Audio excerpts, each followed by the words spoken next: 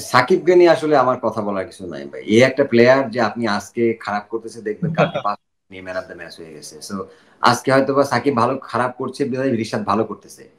যদি সাকিব ভালো করতে হয়তো রিশাদের অপরচুনিটি আসতো না। আমি অনেস্টলি বলি আমি কালকে এক্সপেক্ট করি না তাসকিন ম্যাচ খেলবে। আমি ওকে যখন দেখলাম আমি দেখে খুব হ্যাপি যে আসলে আমরা ওয়ার্ল্ড কাপে যাওয়ার আগে আমরা শুনেছিলাম যে তাসকিন ফার্স্ট ম্যাচ খেলতে পারবে না। এরপরে শরীফুল নাই। আমি কালকে চিন্তা করছিলাম যে আসলে পেস এটাকে এক মুস্তাফিজ ছাড়া কিন্তু আমাদের ওইরকম অপশন নাই আসলে। তো আলহামদুলিল্লাহ কালকে তাসকিন খেলেছে এবং তাসকিন অলওয়েজ মানে আমি বলবো যে ওয়ান অফ দ্য বেস্ট বলার বাংলাদেশের। ও যেভাবে নিজেকে তৈরি করেছে, নিজেকে যেভাবে পারফর্ম করে যাচ্ছে লাস্ট কয়েক বছর ধরে, এটা ফ্যান্টাস্টিক। আমার মনে হয় যে এটা একটা আমাদের ইয়াং প্লেয়ারদের জন্য একটা এক্সাম্পল হওয়া উচিত। তাসকিনকে ফলো করা উচিত। তাহলে দেখবেন অনেকেই ও রুটিন মেনটেন করতে করতে পারলে হয়তো বা মানে পেস বলার ডিপার্টমেন্টটা আমাদের আরো ভালো হয়ে যাবে, আর ভালো ভালো প্লেয়ার তৈরি হয়ে যাবে। আমরা তো আসলে তাসকিনের মতো প্লেয়ারকে যদি ফলো করতে পারি। তাসকিন আহমেদ যেমন পেস আক্রমণে খুব দারুণ করেছেন আজকে, মুস্তাফিজুর রহমানের কথাও বলতে হয়। তিনি যখন নিজের প্রথম ওভার করতে আসেন, প্রথম বলে উইকেট আদায় করেন, সেকেন্ড ওভারে এসে উইকেট নিয়েছেন, ডেথ ওভারেও তিনি উইকেট নিয়েছেন, তিনিও 3টা উইকেট নিয়েছেন এবং 4 ওভারে মাত্র 17 রান দিয়েছেন। উইকেটও হয়তো তাকে কিছুটা সহায়তা করেছে, উইকেট থেকে হেল্প পেয়েছেন। সব মিলে মুস্তাফিজের বোলিংটা কিভাবে মূল্যায়ন করবেন? মুস্তাফিজ খুব ভালো বোলিং করছে লাস্ট আইপিএল থেকে দেখছি তো। ও মানে নিজেকে একটু ডিফারেন্ট ভাবে মনে হয় আবার তৈরি করছে, যেভাবে ও মানে আগের রূপে ছিল আমার মনে হয় যে ওই রূপে এসে ফিরে আসছে। এবং মুস্তাফিজকে নিয়ে আসলে এক্সট্রা বলার কিছু নেই। আমি অনেকবার বলেছি যখন বিপিএল এও প্রেস কনফারেন্সে আসছি মুস্তাফিজকে নিয়ে, যে এই যে চ্যাম্পিয়ন বলার, আপনি এরকম বোলার যদি বাংলাদেশ মানে যে কোনো টিমে থাকলে আপনি ক্যাপ্টেনের জন্য কাজটা ইজি। কারণ আমার টিমে মুস্তাফিজুর আছে, আমার টিমে এরকম বোলার আছে, আমি যে কোনো সময় তাকে বোলিং করাতে পারবো, আমার উইকেট নেওয়ার চান্স থাকবে। তা আমার মনে হয় যে এইসব ছেলেগুলা খারাপ টাইম যাবে, এটা আমাদের মেনে নিতে হবে। এবার খারাপ টাইমে আমরা তাদেরকে কিভাবে আহ মানে লুক আপটা করছি বা তাকে কিভাবে আমরা আহ মানে চালাচ্ছি টিমে, এটা খুব ইম্পর্টেন্ট। আপনি যদি তাকে ওই প্রায়োরিটিটা না দেন, তার খারাপ টাইমে যদি আপনি সবসময় ভালো ভালো কিছু চিন্তা করেন, তার সাথে প্রত্যেকদিন ভালো কিছু নিতে হবে দিতে হবে, এটা সম্ভব না।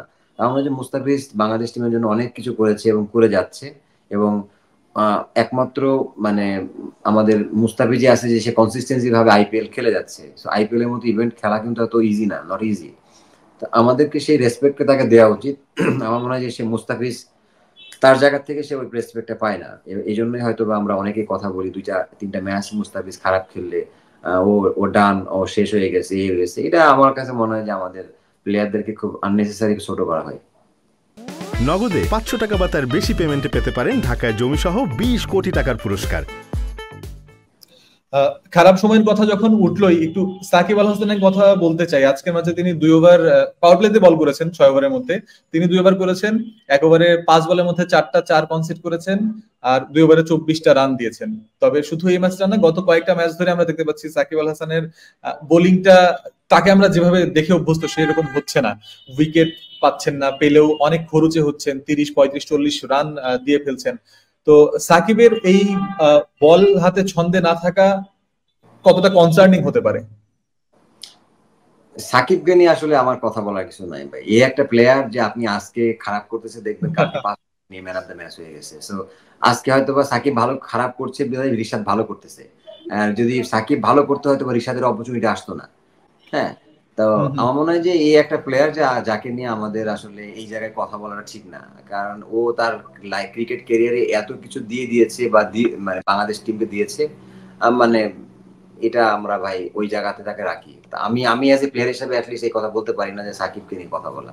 ভাই he is a legend player. মানে ওরটা বাদ দেন।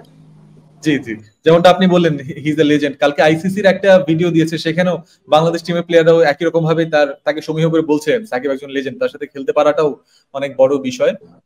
একটা টেকনিক্যাল জায়গা, ব্যাটিং এর জায়গা থেকে আমি আপনার কাছে হচ্ছে জানার থাকবে, সেটা হচ্ছে যেহেতু তার চোখ সংক্রান্ত কিছু সমস্যায় তিনি ভুগছিলেন, তার কিন্তু হেড পজিশন অনেকটা চেঞ্জ হয়ে যায়। ব্যাটিং করার সময় মাথার ভার অনেকটা ঘুরিয়ে নিতে হয় লেগ সাইডের দিকে, যেমনটা আমরা দেখি।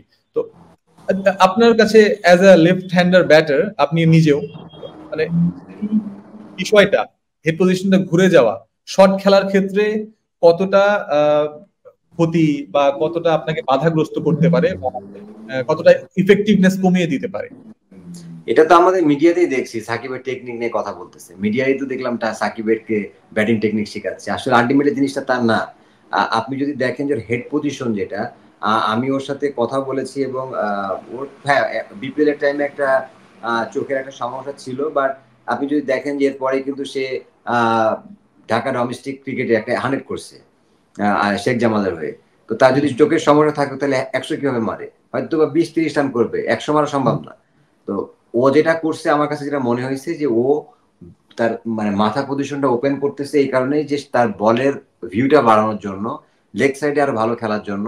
যেটা হচ্ছে যে অনেক সময় লেগ সাইডে স্টাক হয়ে যেত, লেগ সাইডে ম্যানেজ করতো, সে লেগ সাইডে আরো বেটার খেলার জন্য হয়তো তার মানে মাথাটাকে ওপেন করে রাখছে, যাতে তার বলের প্রপার ভিউটা ভালো দেখতে পায়, সে চারিদিকে খেলতে পারে।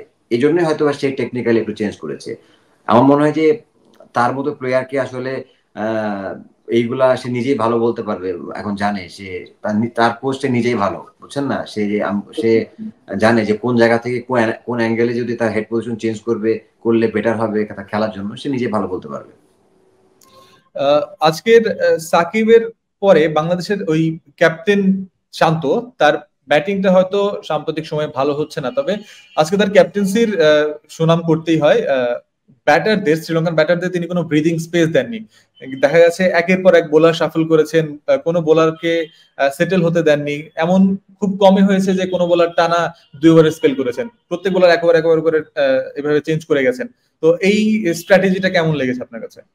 দেখেন, ক্যাপ্টেন্সি জিনিসটা আসলে এরকমই যে ওয়ান কাইন্ড অফ গেম।